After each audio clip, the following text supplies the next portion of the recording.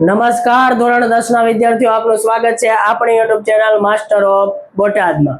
આજે આપણે અભ્યાસ કરવાનો છે ધોરણ 10 વિષય ગણિત, ચેપ્ટર નંબર 13 આંકડાશાસ્ત્ર। હવે આ ચેપ્ટર જેમ આપણે સંભાવના ચેપ્ટર ખૂબ જ અગત્યનું છે, ખૂબ જ મહત્વનું છે, ખાસ કરીને એવા વિદ્યાર્થી માટે કે જેને ખાલી પાસિંગ માર્કનો ટાર્ગેટ છે, તો ચેપ્ટર નંબર 13 પણ ખૂબ જ અગત્યનું છે, આંકડાશાસ્ત્ર। જો વિદ્યાર્થી મિત્રો તમે એક સંભાવના ચેપ્ટર અને આંકડાશાસ્ત્ર આ બે ચેપ્ટર તમે ક્લિયર કરી નાખશો, કમ્પ્લીટ કરી નાખશો, તો ધોરણ 10 ની અંદર તમારે વિષય ગણિતમાં 99% ચાન્સ છે કે તમે પાસ થઈ જશો। હવે આ બે ચેપ્ટર ક્લિયર કર્યા હોય ને થોડી ઘણી આમાં ભૂલ થાય ને જો એ વિભાગમાંથી એકય માર્ક ન આવે એવું ક્યારેક રેર કેસમાં બને, બાકી એ વિભાગમાં હાવ 0 આવે એવું બને નહીં, તો ત્યારે તમે ફેલ થાવ। બાકી આ બે ચેપ્ટર તમને આવડતા હોય એટલે એ વિભાગમાં અઠ્ઠે 4-5 માર્ક આવે ને તોય તો તમે પાસ થઈ જાવ। એટલે ખાસ આ ચેપ્ટરમાં ધ્યાન રાખજો, ન આવડે તો વિડીયો ફરીથી જોઈ લેવાનો, અથવા તો ચાલુ વિડીયો એ દાખલો ગણવાની ટ્રાય કરવાની, ચોપડો ને પેન લઈને બેસવાનું, તો જ તમને ગણિત આવડશે। બાકી ઓનલાઈનમાં તમે ખાલી વિડીયો જોઈ લીધો, તમને આવડી ગયો અને પછી 2-3 દિવસ એમનામ હાવ એટલે હાવ બધું ચોપડા બોપડા મૂકી દો તો તમને ગણિત આવડે નહીં। એટલે ખાસ જે પણ શીખો એવું નહીં કે અહીંયા વિડીયોમાં જ ટ્યુશન જતો ટ્યુશન, સ્કૂલે જતો સ્કૂલે, તમે જે કાંઈ પણ દાખલા શીખો છો એની ઘરે જઈને પ્રેક્ટિસ કરજો। પ્રેક્ટિસ કરશો તો જ આવડશે, બાકી આવડતું હોય છે તોય તે ભૂલી જશો જો પ્રેક્ટિસ નહીં હોય તો। અહીંયા ધ્યાન રાખજો। હવે આંકડાશાસ્ત્ર એ આમ ગણો એટલે આપણી માટે નવું નથી। ધોરણ 9 માં આપણે આંકડાશાસ્ત્ર ભણી ગયા, પણ એ કેવું આવતું હતું તો કે અવર્ગીકૃત વાળું આવતું। કેવું આવતું હતું? અવર્ગીકૃત। અને હવે ધોરણ 10 માં વર્ગીકૃત માહિતીનું આંકડાશાસ્ત્ર આપણે ભણવાનું છે। એટલે કે આમ ગણો એટલે માહિતી છે, માહિતી બે પ્રકારની હોય, એક અવર્ગીકૃત અને એક વર્ગીકૃત। અવર્ગીકૃત એટલે કે ધોરણ 9 માં જે આંકડાશાસ્ત્ર આવે એ, અને વર્ગીકૃત એટલે કે ધોરણ 10 માં જે આપણે આંકડાશાસ્ત્ર ભણવાનું છે તે, બરાબર। તો હવે વર્ગીકૃત એટલે કે વર્ગીકરણ કરીને આપ્યું હોય માહિતી। હવે માની લો અહીંયા મિક્સમાં લખી નાખું કે ભાઈ 10 વિદ્યાર્થી બેઠા છે, 10 માર્કની મેં ટેસ્ટ લીધી, તો એને કંઈક આવી રીતના ગુણ મળ્યા।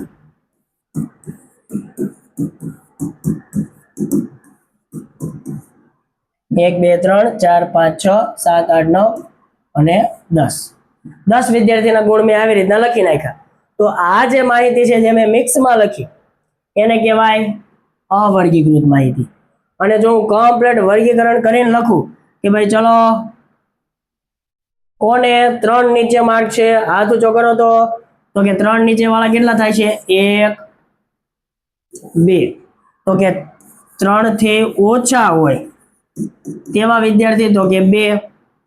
પછી હું એમ કહું કે 5 થી ઓછા હોય એવા કેટલા છે તો કેટલા થાય છે? તો કે 1 2 3 વિદ્યાર્થી। પણ હું એમ કહું 3 થી વધારે અને 5 થી ઓછા તો એવા કેટલા થાય છે? 1 જ। તો આવી રીતના વર્ગીકરણ કરીને આપેલી હોય માહિતી તો એને કહેવાય વર્ગીકૃત માહિતી, જેના વિશે આપણે ધોરણ 10 માં અભ્યાસ કરવાનો છે। હવે સૌથી પહેલા તો ધોરણ 9 માં જે આવતું હતું એના વિશે થોડી ઘણી માહિતી આપણે લઈ લેવી। કેમ? તો કે એ વિભાગમાં ક્યારેક પૂછી નાખીએ તો આપણને આવડવું પડે। આવજો।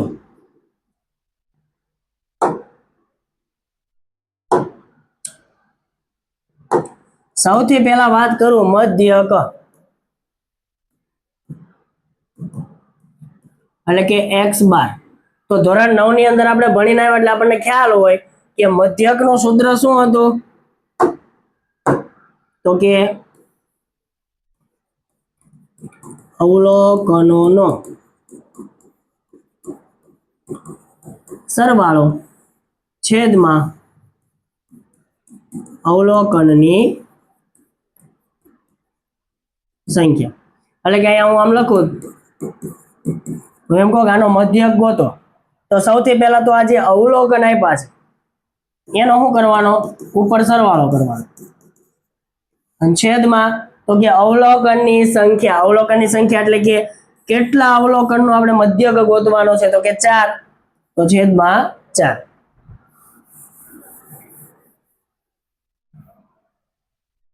એટલે કે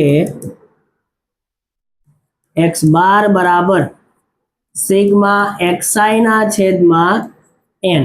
n એટલે કે અવલોકનની સંખ્યા, અથવા તો n ની જગ્યાએ તમે સિગ્મા fi પણ લખી શકો. બરાબર. પછી બીજો ટોપિક મધ્યસ્થ.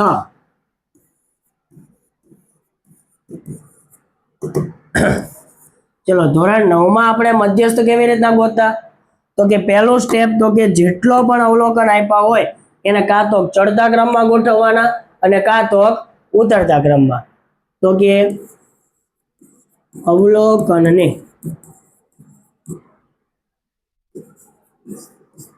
ચડતા અથવા તો ઉતરતા ક્રમમાં ગોઠવવા. ચડતા કે ઉતરતા ક્રમમાં ગોઠવી નાખ્યા પછી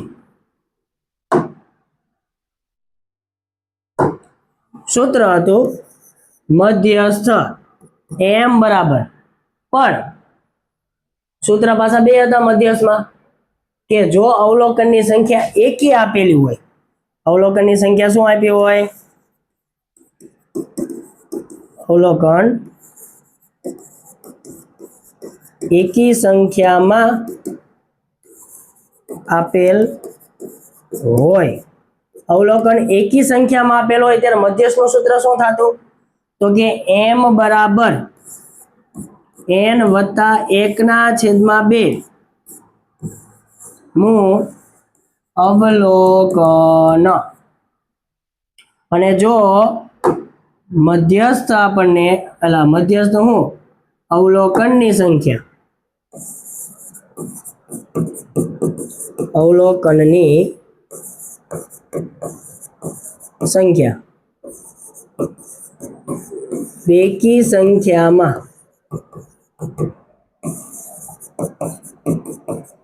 આપેલ હોય ત્યારે મધ્યસ્થ m બરાબર શું થાય, તો કે n/2 મું અવલોકન વત્તા n/2 વત્તા 1 મું અવલોકન છેદમાં 2. n વત્તા 1/2, n/2 વત્તા 1, બેમાં બહુ ફેર. માની લો કે n બરાબર 6 છે, તો અહીંયા જો શું થાય, 6 વત્તા 1, n વત્તા 1/2 અને n/2 વત્તા 1, આ બેમાં ફેર કેટલો, જો બે હરખું ન થાય. n ની જગ્યાએ હું બેમાં 6 લાવું તો શું થાય, જો જવાબમાં બેમાં ફેર પડશે. 6 વત્તા 1/2 એટલે 7/2. જ્યારે આની અંદર શું થાય છે, 6/2 વત્તા 1, તો કે 2 દરે 6 એટલે 3 વત્તા 1/3 વત્તા 1 એટલે કે 4. અહીંયા આવ્યું 7/2, અહીંયા આવ્યું 4. એટલે આ બે ની અંદર ઘણો બધો ફેર છે, એટલે એક હરખું સમજવાનું નહીં. બે સૂત્રમાં ખાસ યાદ રાખવાનું, બે સૂત્રમાં અલગ અલગ કિંમત મળશે, આ બે સરખું નથી. સમજાણો? તો હવે આનો દાખલો કેવી રીતના ગણવો, માની લો કે આવી રીતના આપેલું છે અવલોકન 7, 6, 7, 5, 8. સૌથી પહેલા એકી સંખ્યાની વાત કરીએ કે અવલોકનની સંખ્યા કેટલી છે, 1, 2, 3, 4, 5, 6, 7. અવલોકનની સંખ્યા 7 આપેલી, 7 એટલે કે એકી સંખ્યા. ત્યારે શું કરવાનું, એકી સંખ્યા હોય બેકી સંખ્યા, સૌથી પહેલો સ્ટેપ શું, તો કે અવલોકનને શેમાં ગોઠવવાનું, કાં તો ચડતા ક્રમમાં કાં તો ઉતરતા ક્રમમાં. ચડતો ક્રમ એટલે કે નાની સંખ્યા પહેલા, પછી એનથી મોટી, એનથી મોટી, એનથી મોટી. અને ઉતરતો ક્રમ એટલે કે સૌથી પહેલા મોટી સંખ્યા એનથી નાની એનથી નાની એનથી નાની એનથી નાની. તમને જેમ સારું લાગે એમ ગોઠવી દેવાનું. માની લો કે હાલો ચડતા ક્રમમાં ગોઠવું તો કે 1 પછી 5 6 6 7 7 8 ગોઠવી દીધું. તો હવે સૂત્ર શું છે તો કે m બરાબર n એટલે કે અવલોકનની સંખ્યા. અવલોકન કેટલા છે 7 વત્તા 1/2 મૂળ અવલોકન એટલે કે 8/2 મૂળ અવલોકન એટલે આ 4 આયા. 4મું અવલોકન, 4 જવાબ નથી. 4મું અવલોકન એટલે કે 1 2 3 અને ચોથું શું આવશે 6. સમજાણું? પછી માની લો કે અહીંયા બેકી સંખ્યામાં આપેલા છે અવલોકન. માની લો કે અહીંયાથી હું એક 8 કાઢી નાખું તો આ ચડતો ક્રમ થઈ ગયો. સૌથી પહેલા ચડતા ક્રમમાં ગોઠવી દેવાના. માની લો 6 અવલોકન આપ્યા છે બરાબર, તો આને મેં ચડતા ક્રમમાં ગોઠવી દીધા. તો હવે આ સૂત્ર શું કહેવા માંગે છે તો કે મધ્યસ્થ બરાબર n/2 મૂળ અવલોકન વત્તા n/2 વત્તા 1 મૂળ અવલોકન છેદમાં 2 4. n એટલે કે કેટલી સંખ્યા આપી છે તો કે 6 એટલે 6/2 મૂળ અવલોકન વત્તા 6/2 વત્તા 1 મૂળ અવલોકન છેદમાં 2 2 તરી 6 એટલે 3 મૂળ અવલોકન વત્તા 3 ને 1 4 મૂળ અવલોકન છેદમાં 2. ચલો ત્રીજું અવલોકન શું છે? પહેલું બીજું ત્રીજું તો કે 6. ચોથું તો કે 6 છેદમાં 2 12/2 એટલે 6. સમજાણો? આ હતું કે આપણને જો દાખલા સ્વરૂપે પૂછેલું હોય, અવર્ગીકૃત માહિતીમાં આપણને દાખલા સ્વરૂપે જો મધ્યસ્થ પૂછેલો હોય તો આવી રીતના ગણી નાખવાનો. દાખલા સ્વરૂપે લગભગ બીસીડીમાં કોઈ દી આવો દાખલો તો નહીં જ પૂછાય બરોબર, પણ કદાચ પૂછાઈ ગયો તો આવી રીતના ગણવાનો. હવે માની લો કે એ વિભાગમાં પૂછાણો મધ્યસ્થ, તો આવી સૂત્રની માથાકૂટ કરવાની નથી. સૂત્ર યાદ રાખવાનું. જો ગણિતમાં કોઈ પણ વસ્તુ હોય શોર્ટ ટ્રીક સાહેબ આપે તો સીધું શોર્ટ ટ્રીકને ગોખીને જ નાખવાનું. આ યાદ હોવું જોઈએ કેવી રીતના આવે. ઉપયોગ ભલે તમે શોર્ટ ટ્રીક નો કરો, પણ ક્યારેક જો શોર્ટ ટ્રીક યાદ હશે ને આ નહીં યાદ હોય, આની જરૂર પડશે તો તકલીફ પડશે બરાબર.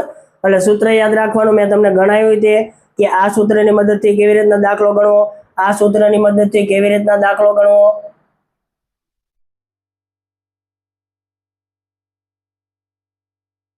હવે માની લો કે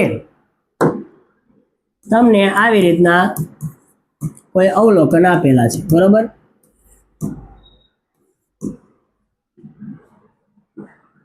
સાત અવલોકન એકી સંખ્યામાં આપેલું, એકીમાં આપેલું, બેકીમાં, બેમાં એક હરખું જ કરવાનું. સૌથી પહેલા આને છે ને ચડતા ક્રમ કે ઉતરતા ક્રમમાં ગોઠવી દેવાનું. ચડતા ક્રમમાં ગોઠવી દો કે 3 4 5 5 6 6 અને 8. ચલો ચડતા ક્રમમાં ગોઠવી દીધા.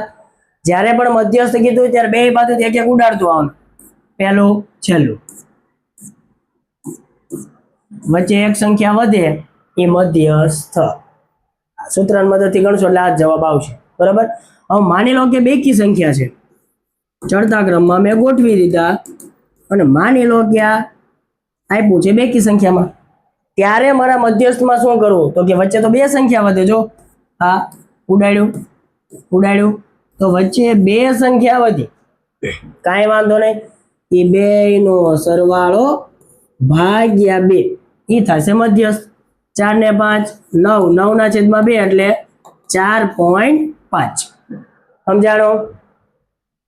હવે વાત કરીએ આપણે બહુલકની. તો બહુલક તો તમે પ્રાથમિક થી ભણતા આવો જ છો.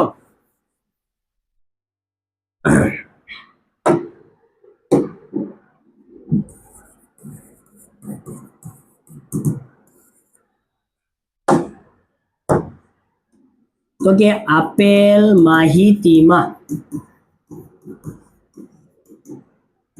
જે અવલોકન વધુ વખત અથવા તો વધારે વખત પુનરાવર્તિત થતું હોય તેને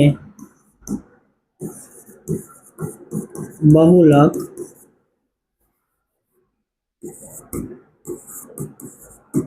કહેવાય. એટલે કે જે ઝાઝી વખત આવતું હોય માહિતીની અંદર એને શું કહેવાય? બહુલક. ઉદાહરણ તરીકે આ તે માહિતીની વાત કરીએ આપણે તો કે આની અંદર કયો આંકડો ઝાઝી વખત આવે છે? તો અહીંયા જો 6 અને 7 બે બબ્બે વખત આવે છે. તો આ માહિતીનો બહુલક શું થાય? 6 અને 7. હું એમ કહું કે આપેલ માહિતીમાં બહુલક શું? આની અંદર બહુલક શું? તો કે ઝાઝી વખત કયો આંકડો આવે છે? તો કે 7. 7 એ બે વખત આવે, બાકી બધા આંકડા એક વખત આવે. તો આ માહિતીનો બહુલક શું થશે? 7. સમજાણો? ધોરણ 9 નો મધ્યક, મધ્યસ્થ અને બહુલક તમારે ક્લિયર થઈ જવો પડે. હવે મધ્યક તો કે જેટલા પણ અવલોકન આપ્યા ઉપર એનો સરવાળો કરવાનો ભાગ્યા તો કે જેટલા પણ અવલોકનનો સરવાળો કર્યો એની સંખ્યા. મધ્યસ્થ તો કે ચડતા ક્રમમાં કે ઉતરતા ક્રમમાં લખી નાખવાનું, બે બાજુથી ઉડાડતું આવવાનું. જો વચ્ચે એક આંકડો વધે તો એ મધ્યસ્થ, વચ્ચે બે આંકડા વધે છેલ્લે આમ ઉડાડતા આવીને વચ્ચે બે આંકડા વધે તો એ બેનો સરવાળો ભાગ્યા 2 એ થશે આપણું મધ્યસ્થ. અને બહુલક તો કે માહિતીની અંદર જે આંકડો વધારે વખત રિપીટ થતો હોય, પુનરાવર્તિત થતો હોય એ જ તે શું થાય છે? આપણો બહુલક. ચલો હવે ધોરણ 10 ની વાત કરીએ આપણે. સૌથી પહેલો ટોપિક એમાં મધ્યક. એટલે કે જ્યારે પણ આપણને વર્ગીકૃત માહિતી આપેલી હોય ત્યારે આપણે મધ્યક કેવી રીતના ગોતવો? તો એની માટે તમારે સૌથી પહેલા તો 3 સૂત્ર યાદ રાખવા પડે. એક તો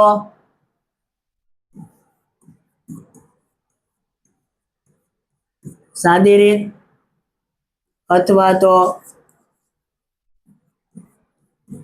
સીધી રીત અથવા તો પ્રત્યક્ષ રીતે. આ 3 માંથી તમે કોઈ પણ નામ આપી શકો. બરાબર? x બાર બરાબર સિગ્મા fi xi છેદમાં સિગ્મા fi, અથવા તો તમે સિગ્મા fi ની જગ્યાએ તમે n પણ લખી શકો. બરાબર? હવે આની અંદર વાત કરું તો સિગ્મા fi એટલે કે આવૃત્તિનો સરવાળો. જેટલી પણ આવૃત્તિ આપી હોય બધાનો શું? સરવાળો.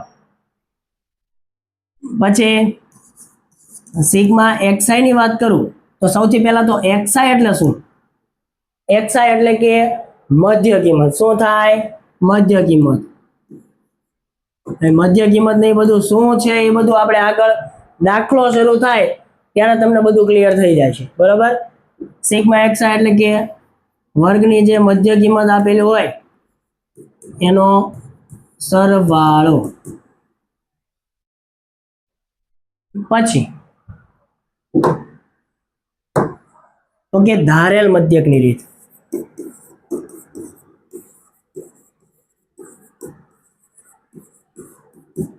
ચલો ધારેલ મધ્યકની રીતે તો કે ધારેલ મધ્યકની રીતે મારા દાખલો ગણવો હોય મધ્યકનો તો એની માટે સૂત્ર શું છે? તો કે a વત્તા સિગ્મા fi di છેદમાં સિગ્મા fi. a તો કે ધારેલ મધ્યક,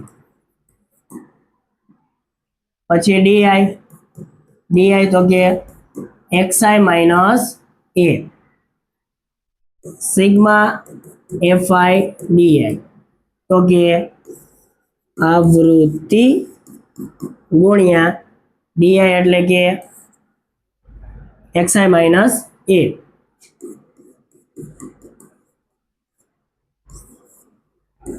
આનો સરવાળો. આની અંદર તે સિગ્મા FIXI એટલે શું? તો કે આ બેનો ગુણાકાર અને પછી એનો સરવાળો. ચાલો ત્રીજું સૂત્ર,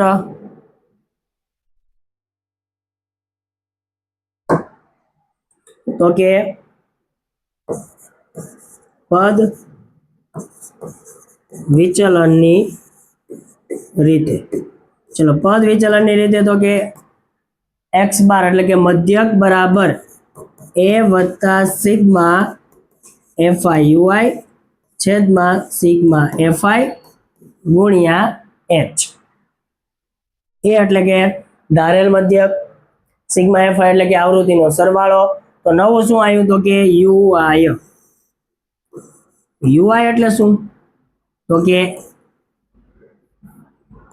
DI છેદમાં h એટલે કે XI માઇનસ a ના છેદમાં h થાય. એનું એ તે આની અંદર શું હતું? જો તો પહેલું સૂત્ર હતું. હવે મેં શું કર્યું? તો કે એમાં a ઉમેર્યો અને a બાદ કરી દીધો. DI એટલે કે પેલા a ઉમેર્યો, a બાદ કરી દીધો એટલે એનું એ થયું. આની અંદર શું થયું? ગુણાકારમાં h વધ્યો તો એ h બધા અવલોકનમાં આપણે ભાગાકાર કરવાનો થાય છે તે એટલે એનું એ થાય. ટૂંકમાં કાંઈ વાંધો નહીં, કાંઈ ગોટાળા ન ચડવાનું. કદાચ આ તમને ન સમજાય ને તો તમારે શું કામ કરવાનું? ખાલી સૂત્ર 3 તમારે યાદ રાખવાના છે. બાકી મારી જવાબદારી કે તમને દાખલો આવડી જશે. સમજાણું? શું યાદ રાખવાનું? તો કે સીધી રીત એટલે કે સાદી રીતે જો મારે મધ્યક ગોતવો હોય તો કે x બાર બરાબર FIXI ના છેદમાં સિગ્મા FI. પછી ધારેલ મધ્યકની રીત તો કે x બાર બરાબર a વત્તા સિગ્મા FIDI ના છેદમાં સિગ્મા FI. પદ વિચલનની રીત તો કે x બાર બરાબર a વત્તા સિગ્મા FIUI ના છેદમાં સિગ્મા FI ગુણ્યા h. h એટલે કે વર્ગ લંબાઈ. શું થાય? વર્ગ લંબાઈ. સમજાણું? હવે થોડીક માહિતી લઈ લેવી કે વર્ગીકૃત માહિતી એટલે કે માની લો કે મને આવી રીતના વર્ગ આપેલા છે.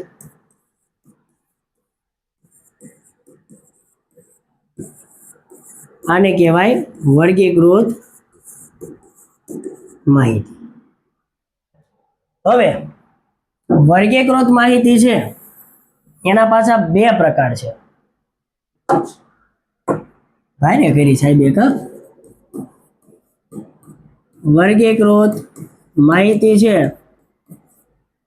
એમાં જે વર્ગ આપેલા હોય વર્ગ એના પાછા બે પ્રકાર પડે. એક તો કે સતત વર્ગ અને એક તો કે અસતત વર્ગ. સતત વર્ગ એટલે કે મેં અહીંયા જે વર્ગ લખેલા છે આ બધાને શું કહેવાય? સતત વર્ગ. કેમ સતત? તો કે જ્યાંથી પૂરું થાય છે ત્યાંથી જ તે શરૂઆત થાય. 20 થી પૂરું થયું તો 20 થી જ શરૂઆત થાય. ટૂંકમાં આ બે વચ્ચે ગેપ હોવો જોઈએ નહીં, તો એને કહેવાય સતત વર્ગ. અને જો આવી રીતના વર્ગ આપેલા હોય 0 થી 10, 11 થી 20, 21 થી 30, 31 થી 40, 41 થી 50, 51 થી 60 એટલે કે તમે જો તો 10 થી પૂરું થતું હતું પણ 10 થી શરૂઆત થતી નથી. શરૂઆત ક્યાંથી થાય છે? 11 થી. એટલે કે અહીંયા તમે જો તો એકનો ગેપ રહેલો છે તો આને કહેવાય અસતત વર્ગ. સમજાણો?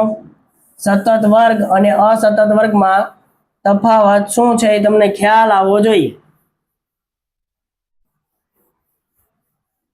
હવે વિદ્યાર્થી મિત્રો અહીંયા હું વર્ગ લખું છું.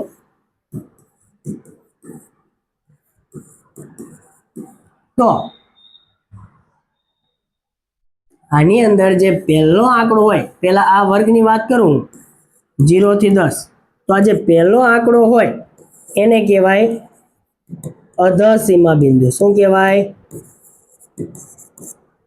અને બીજો જે આંકડો હોય એને કહેવાય ઉર્ધ્વ સીમા બિંદુ. પહેલો આંકડો એને અધસીમા બિંદુ બીજો હોય એને ઉર્ધ્વ સીમા બિંદુ, બરાબર. પછી આ બેનો જે તફાવત છે એને કહેવાય વર્ગ લંબાઈ. શું કહેવાય? વર્ગ લંબાઈ h. એટલે કે ઉર્ધ્વ સીમા માઇનસ અધર સીમા 10 માઇનસ 0 એટલે કે વર્ગ લંબાઈ શું થાય છે? 10. પછી એક આપણે સૂત્રમાં આવે છે મધ્ય કિંમત xi. તો મધ્ય કિંમત શું? આ જ વર્ગની વાત કરું તો મધ્ય કિંમત xi બરાબર અધર સીમા વત્તા ઉર્ધ્વ સીમા ભાગ્યા 2 એટલે કે 0 વત્તા 10 છેદમાં 2, 10 છેદમાં 2 એટલે 5. એટલે કે મધ્ય કિંમત કેવી રીતના મળશે? તો કે 2 નો સરવાળો ભાગ્યા 2. વર્ગ લંબાઈ તો કે 2 નો તફાવત કેટલો છે? 13. પછી સતત વર્ગ તો કે ઉર્ધ્વ સીમા અને એના પછીના અધર સીમા વચ્ચે કઈ ગેપ હોવો જોઈએ નહીં. જ્યાંથી પૂરું થાય છે ત્યાંથી જ તે શરૂઆત થવી જોઈએ, તો એને શું કહેવાય? સતત વર્ગ. અને જો જ્યાંથી પૂરું થાય છે ત્યાંથી શરૂઆત ન થાય તો એને કહેવાય અસતત વર્ગ. સમજાણું? હવે આ હતો આપણે મધ્યકનો દાખલાની જે શરૂઆત આપણે કરવાની છે, તો એની માટે આ 3 સૂત્ર અને સૂત્રમાં રહેલા જે શું કહેવાય એકમો કે સ્પેલિંગ કે જે આપેલું છે કે સિગ્મા fi xi, તો fi એટલે શું, xi એટલે શું, a એટલે શું, di એટલે શું, પછી h એટલે શું, તો આ એના વિશેની પણ આપણે માહિતી લઈ લીધી. હજી જેમ જેમ દાખલા શરૂઆત થાય દાખલાની અંદર આવતું જાય એમ હું તમને કહેતો જાય, બરોબર, કે કોને શું કહેવાય, કેવી રીતના આવે. ખાસ આ ચેપ્ટર એક ક્લિયર કરી નાખજો જેથી કરીને તમારે પાસિંગ થવાનો ટાર્ગેટ હોય તો તમે પાસ સાવ એટલે સાવ ઇઝી રીતે થઈ જશો, બરાબર. હવે આગળના લેક્ચરમાં આપણે દાખલાની શરૂઆત કરશું. ત્યાર સુધી સૌને જય હિન્દ, જય ભારત.